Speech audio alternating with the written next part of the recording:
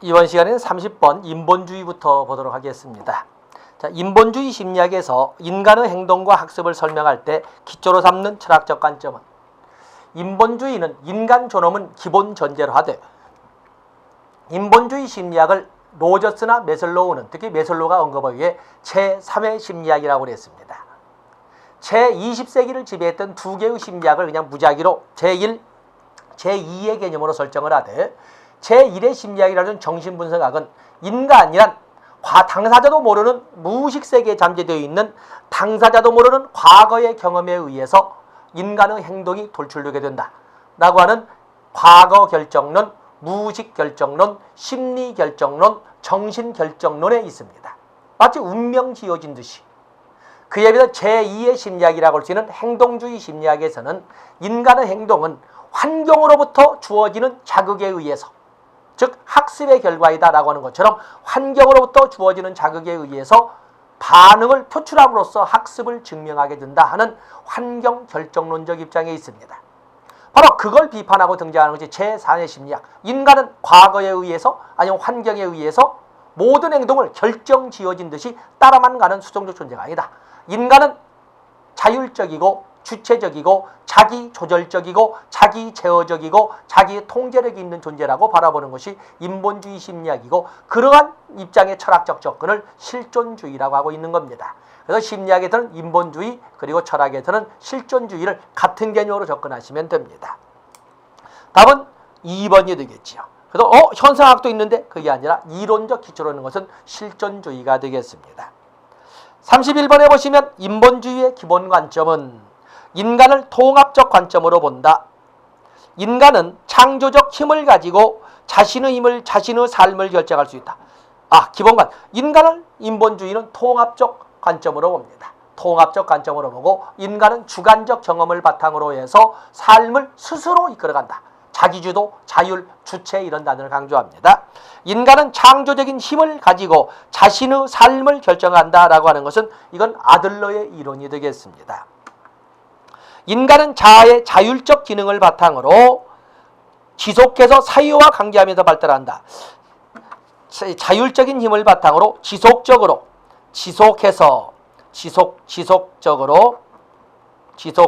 사유와 관계하는, 이건 에릭슨의 심리 사유 이론이 되겠지요.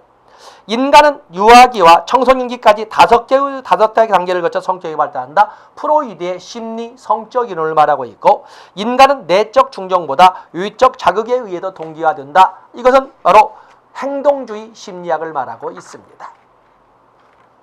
다음에 32번에 보시면 로저스가 나와 있군요. 로저스는 완전하게 기능하는 사람, 더 풀리 펑셔널 맨. 이 인본주의 심리학에서는 이상적 인간이나 궁극적인 삶의 목적을 자기 실현이나 자아 실현에 두고 있는데, 바로 이 자아 실현을 한 사람, 자기 실현을 한 사람을 로저스는 더 풀리 펑셔널 맨 해서 충분하게 기능하는 사람, 완전하게 기능한 사람, 만발 기능인, 완전 기능인, 뭐 이런 식으로 학자들마다 다 다르게 표현하는데 이렇게 이상적인 인간을 설명했습니다. 그러면 이거 노트 정리했죠. 로저스가 이상적 인간으로 설정하고 있는 완전 기능의 5가지 특징: 경험에 대한 개방성, 실존적인 삶, 자신에 대한 신뢰, 자유, 창조성, 이렇게 5가지를 들었습니다. 개방적으로 체험한다. 경험에 대한 개방성. 타인을 신뢰한다. 아름다운 말이지만 자기 자신에 대한 신뢰. 답은 2번이 함정이 있다고 그랬죠. 삶에 충실한다. 창조적으로 살아간다. 자유롭게 산다. 삶에 충실하는 실존적인 삶을 말하죠. 답은 2번이 되겠습니다. 다음에 33번에 보시면 행동주의 관점의 인간을 묘사한 것은 행동주의 관점이 나와 있습니다. 행동주의라고 하는 것은 실제론의 입장이죠. 실제론의 입장. 행동주의 심리학은 실제론의 입장에서 오직 밖으로 드러나 보이는 행동만을 가지고 연구를 합니다. 그래서 실제론의 입장이고, 그렇기 때문에 관점이니 정신이니 보이지 않는 영역은 전면 배제합니다. 또 여기서는 환경 결정론의 입장에 있지요. 밖으로부터 주어지는 환경의 자격에 의해서 반응으로 보여줌으로써 학습은 이루어진다는 SR설, 자극과 반응의 결합설, 환경 결정론, 학습이론. 학습이라는 건 밖으로 주어지는 영향에 의해서 변화하는 것이기 때문에 학습이론이라고도 하는 것입니다. 그리고 행동주의는 원자론, 요소론의 입장에 있죠. 그렇기 때문에 학습이라는 것은 어느 순간에 변하는 것이 아니라 조금씩 변해가서 하나의 형태를 이끌어간다고 하는 점진적 변화론을 주장하는 것이 바로 이 행동주의가 되겠습니다. 파블로프의 고전적 조건화설이나 썬다이크의 시행착오설, 스키너의 조작적 조건화설, 헐의 체계적 조건화설, 거스리의 접근적 조건화설 이런 등을 예로 들어볼 수가 있습니다. 그 중에 가장 출제가 잘 되는 것은 역시 스키너의 조작적 조건화설, 그 중에 강화에 대해서 출제가 잘 되고 있는 것입니다. 다음 중 행동주의 관점에서 인간을 묘사한 것은 인간은 능동적으로 행동한다. 인간의 본성은 선한 것이다. 인간의 본성을 선하다고 바라보는 것은 인본주의 심리학에서 내용이 되겠습니다. 인간은 환경에 반응하는 존재. 답은 3번이겠군요. 유아기의 경험이 일생을 지배한다. 이것은 프로이드의 정신분석학적 입장이 되겠습니다. 2번은 뭐 인본주의, 4번은 정신분석, 1번, 2번 인본주의로 보면 되겠군요. 답은 3번이 되겠습니다. 34번에 보시면 행동주의 심리학의 심리학적 인간관과 거리가 먼 것은 반응하는 존재, 환경으로부터 외부로부터 주어지는 스티뮬러스에 의해서 리스폰스로 표출하는 보여주는 존재, 환경 결정론, 예측 가능성. 그렇죠, 예측가. 그렇기 때문에 이 행동주의 심리학은 절대론이란 입장도 설명을 합니다. 절대론이란 입장에서 모든 인간들은 그렇게 학습이 되어간다라고 합니다. 다음에 35번에 보시면 35번은 출제 비중은 낮습니다. 어떤 이론을 교실 상황에 적용시킨 예를 설명하겠다. 무슨 이론인가? 교실에 수줍음이 많은 학생이 있다. 교사는 수줍음이 많은 학생에게 의도적으로 정답을 알 수 있는 문제를 수업 시간에 질문하여 여러 차례 정답을 말하게 함으로써 그 학생으로 하여금 전차적으로 자신감을 얻게 하였다. 이런 자신감은 그 학생이 더 이상 수줍어하지 않도록 도움이 되었다. 계속적으로 가능성 있는 것을 반복적으로 이렇게 질문을 하고 반복해서 수줍음이 점차 사라지도록 하는 것은 바로 파블로프의 고전적 조건화설에서 나오는 계속성의 원리가 되겠습니다. 답은 2번이 되겠군요. 다음에 자극과 반응의 연합 과정을 해서 학습이 이루어진다는 학습 원리를 가지는 행동주의 이론의 대표적은 파블로프와 썬다이크를 들 수가 있다.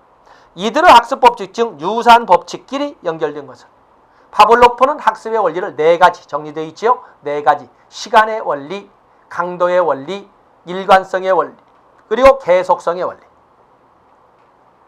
그에 비해서 썬다이크가 제시한 학습의 원리는 연습의 법칙 또는 반복의 법칙이지요.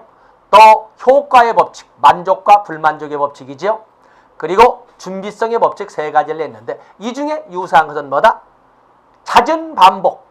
우리가 시험 공부한 다음에 효독수가 합격을 결정하는 것이 정독이 한 번 정독이 학습을 결정하는 것이 아니다 라고 말씀을 드렸어요. 효독수가 합격을 결정하게 될 겁니다. 효독수가 합격을 결정한다. 이것은 계속성의 원리와 반복 또는 연습 또는 빈도의 법칙이 되겠습니다. 여기는 계속성의 원리와 연습의 법칙으로 나와 있군요. 답은 3번이 되겠습니다.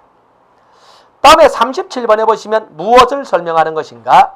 유쾌한 대화나 좋은 성적에 머리를 쓰다듬어 주는 경우, 부모가 자녀들에게 공부를 잘한다고 칭찬을 해주는 경우.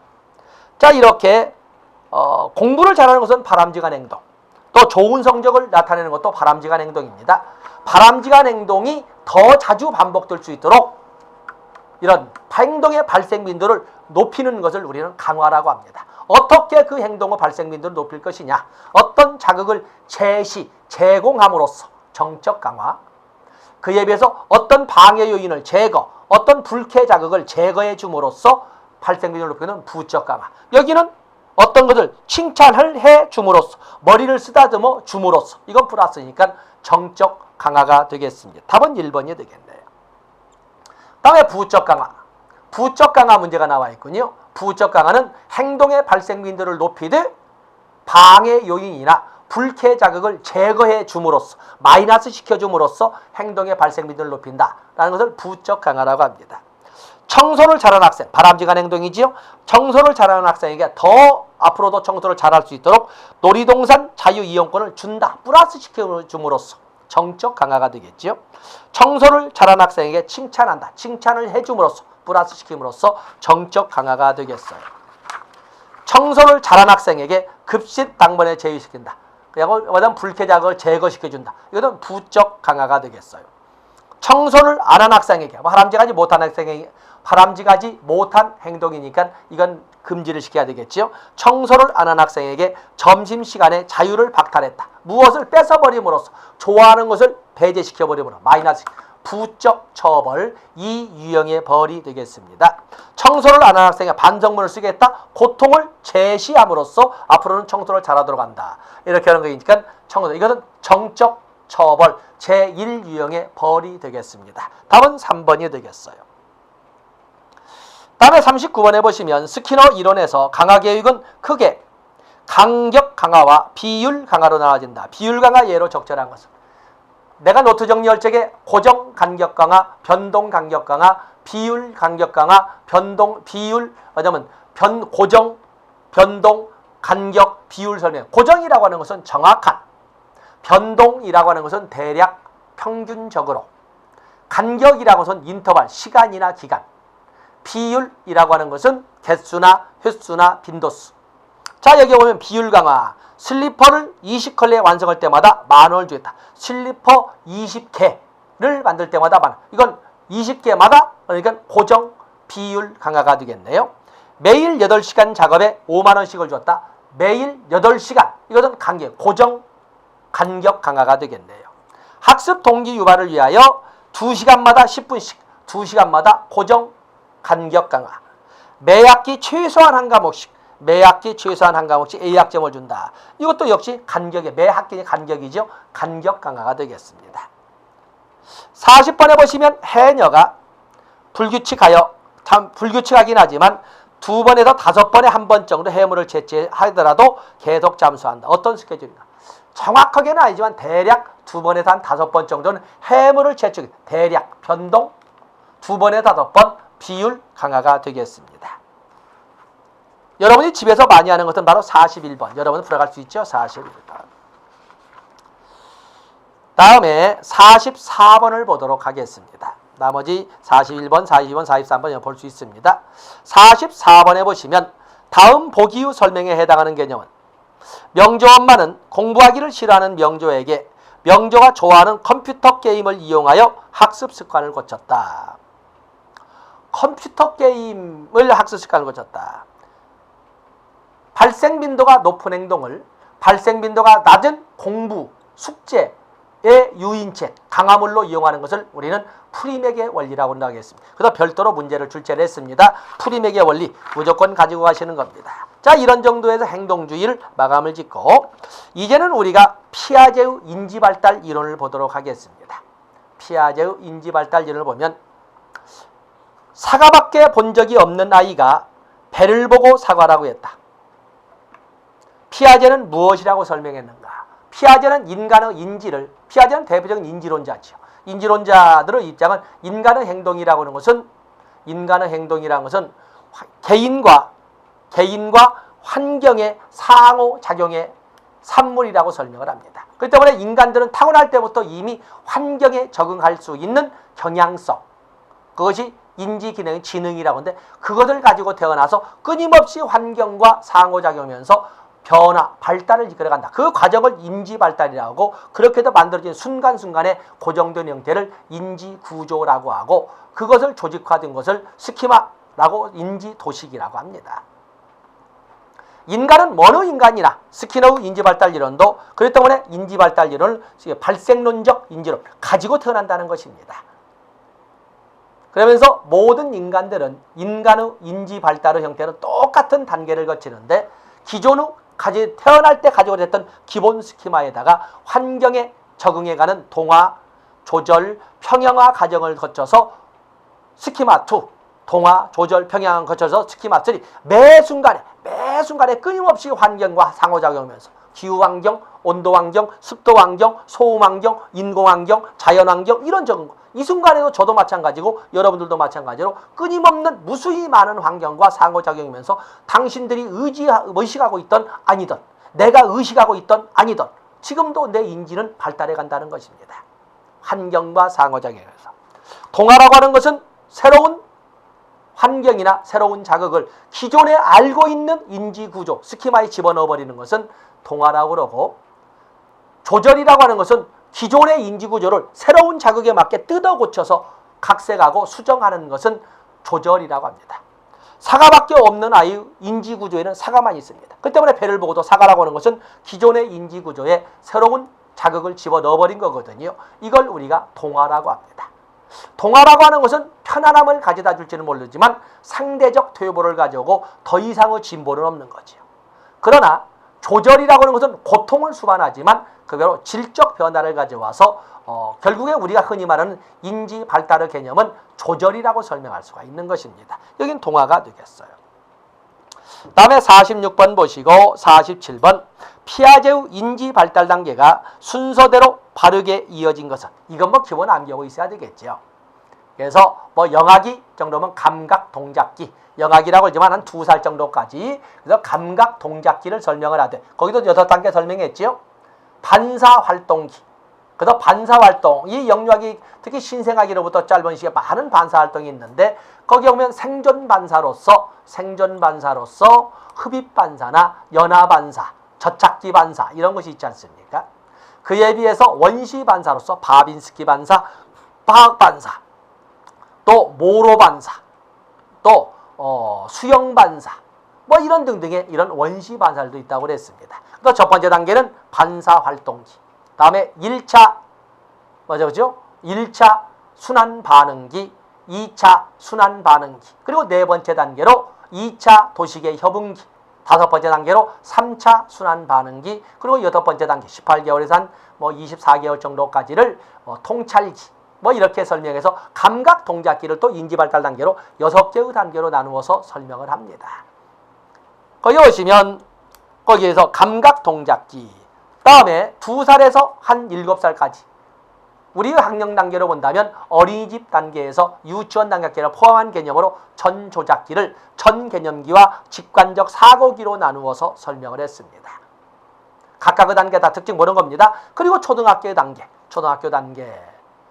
에릭슨의 단계로 본다면 초등학교 단계는 에릭슨의 단계에서는 근면성대 열등감의 단계가 되겠는데, 근면성대 열등감의 단계에서 나오는 특징들은 바로 피아제에서 가져가시면 되고, 그것을 프로이드의 잠재기의 특징을 가지고 같이 전붙여 놓으면 바로 학령기 또는 아동기라고 하는 초등학교 단계의 발달 단계의 문제를 풀어갈 수가 있는 것입니다. 그러면 그래서 다음에 형식적인 청소년기, 프로이드로 본다면 생식기, 에릭슨으로 본다면 자아 정체감대 역할 업무 단계는 어떤 특징이, 지적 발달은 어떤 특징이, 신체적 발달은 어떤 특징이, 정서적 발달은 어떤 특징이 나타나는가를 같이 정리해 볼 수가 있습니다. 찾아보셨지요? 47번 보시고, 다음에 48번 피아제의 인지발달 단계 중 상대 비교가 가능하고 가역적 사고가 발달하는 시기는 분류, 서열, 비교의 개념도 등장을 하고, 불변성의 개념은 보존의 개념을 습득하고, 그리고 가역성의 개념을 습득함으로써 가역적 사고가 등장하고, 단편적 속성을 가지고 전체로 확대해서 하거나 거기에만 집착하는 중심화도 사라지고 탈중심화라고 그러죠. 이런 것이 나타나는 것은 적어도 초등학교 수준의 인지발달이라고 하는데, 이것을 구체적 조작기라고 합니다. 너희의 답은 그냥 구체적 조작기로 나와 있고, 발달 단계로 본다면 아동기, 학령기의 특징이 되겠습니다. 자, 그래서 거기 자료 같이 첨가해 놨습니다. 제 노트에는 자료 참고해 보시고, 다음에 49번에 보시면 피아제의 인지발달 단계 중 어느 단계에서 나타나는 특징인가?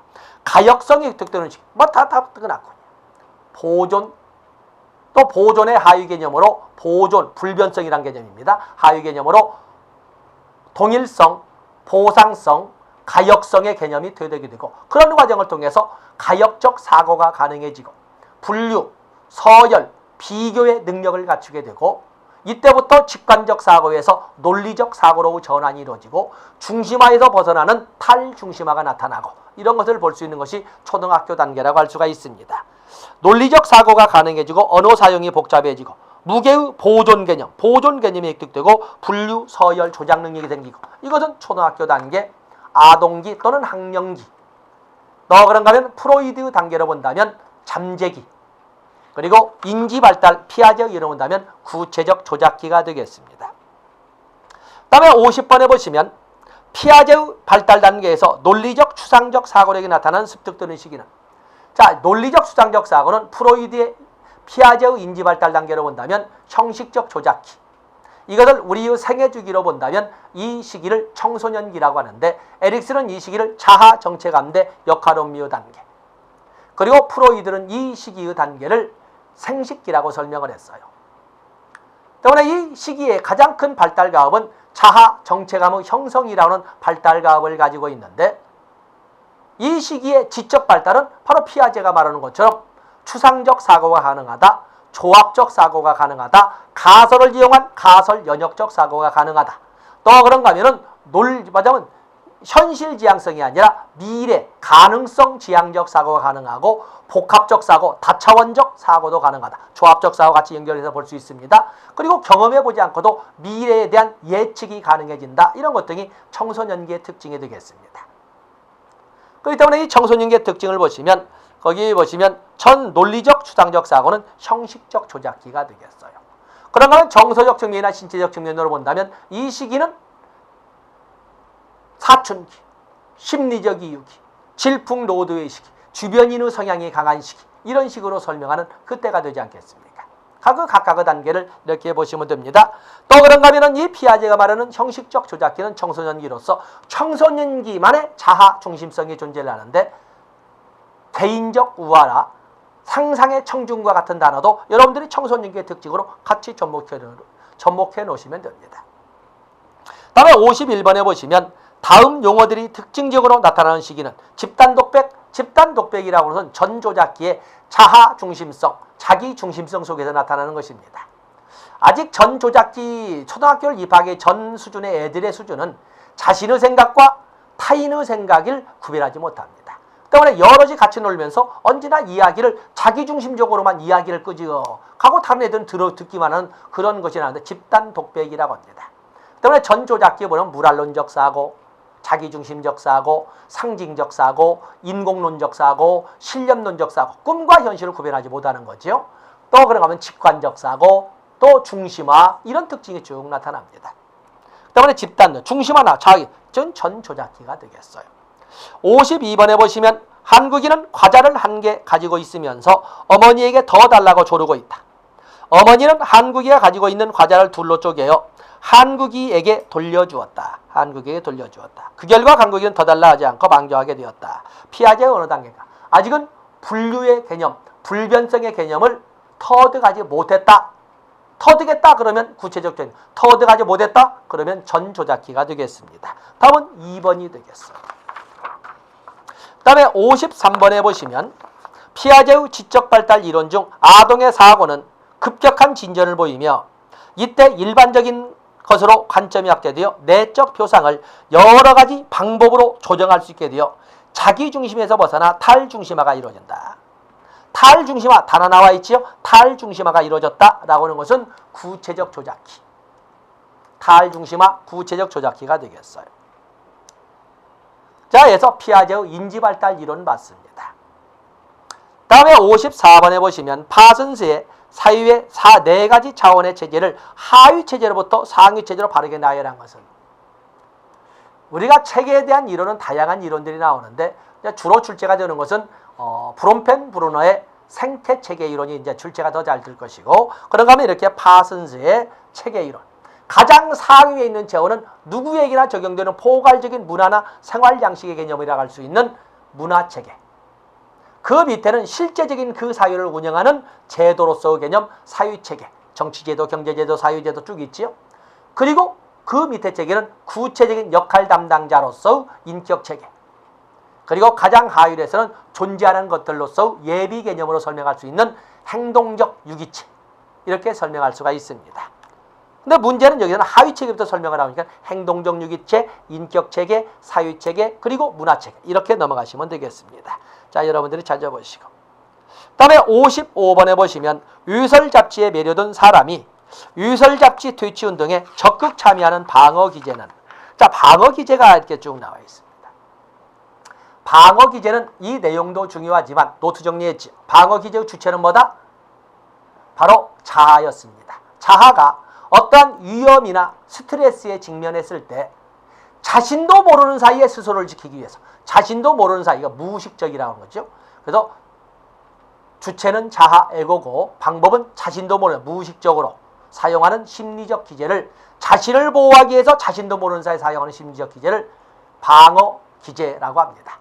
때문에 방어 기제는 우리가 일상적으로 자신도 모르는 사이에 사용하기 때문에 정상적 행동이라고 하는데, 그것이 너무 과도하다거나 시기적 부적절성이 있으면 비정상적 행동이라고 하지 않겠습니까? 그래서 제가 적어드릴 때 방어 기제라고 하는 것은 주어가 자하다. 그리고 방법은 무의식적이다. 그리고 방어 기제는 한 번에 한 개만 사용하는 것이 아니라 여러 개를 동시에 사용하기도 하는 것이 하고, 그것이 아닌 보편적이다. 그리고 이것이 정상성이라고 보지만 비정상적인 경우도 있는데, 어떤 선까지를 정상성이라고 할 것이냐. 정상성 판단 기준으로 4가지. 균형, 강도, 연령 적절성, 처리 가능성 4가지를 적어드렸습니다. 그러면서 유형으로 주로 출제되는 것이 보상, 합리화, 투사, 동일시, 반동형성, 승화, 주지화 뭐 이런 등등이 주로 출제가 된다고 그랬습니다.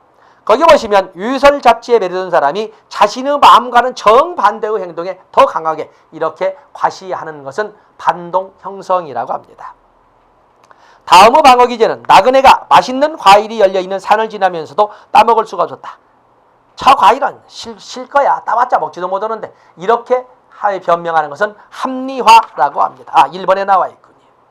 그 다음에 57번에 보면은 청소년기의 성적 충동을 공부에 쏟음으로써 성적 충동을 바람직한 방향으로 해결하는 것은, 이건 승화라고 한다고 그랬지. 해결될 수 없는 문제 등을 사회적으로 용인될 수 있는 창조적인 방향으로 리비도를 집중시키는 것을 승화라고 그랬습니다.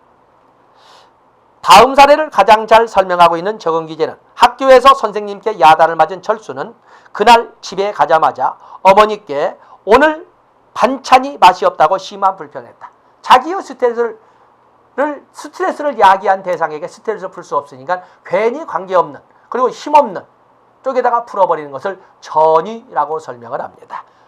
답은 3번이 되겠습니다. 자, 이 시간 여기까지 하고 다음 시간에 사회복지 조사론으로 전개하도록 하겠습니다. 고맙습니다.